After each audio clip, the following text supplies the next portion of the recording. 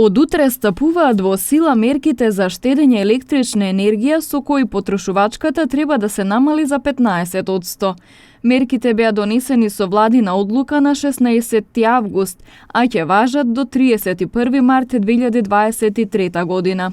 Се однесуваат на домаќинствата и компаниите како препораки и на државните институции како задолженија. Граѓаните во анкета ги коментираат ваквите мерки. Че се припазуеме, мора да бидеме малку поштедливи, што да правиме друго, мора. Добро, ајде. Сакаш ничеш, мора да се придржуваш. Тоа е. Ветер ќе биде поарно, нема.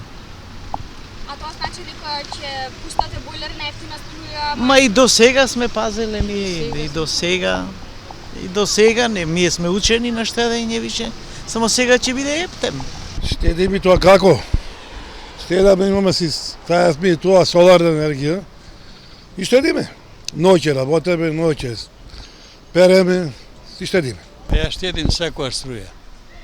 Се греемо на сланце. Ја не трошам многу, па нема ништо да штедам, колку што ми треба. На домаќинствата им се препорачува вклучување бойлер по потреба и по можност на ефтина струја. Вклучување на машините за перење и за миење садови само кога се полни, исто така на ефтина струја. Разумно користење на грејните тела. Максимално користење на дневната светлина и топлината од сонцето. Гасење на сијалиците кога не се престојува во одредени простории. Готвење во помали садови или во садови соодветни на големината на ринглата. Кратко и интензивно проветрување на просториите.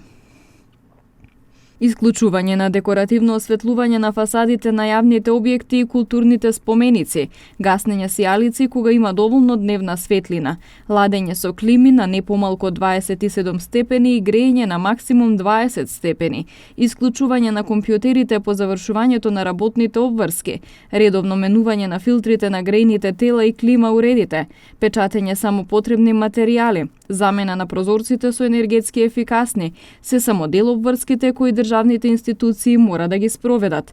Слични се и препораките за бизнис секторот. Исклучување на декоративно осветлување на фасадите на сите објекти.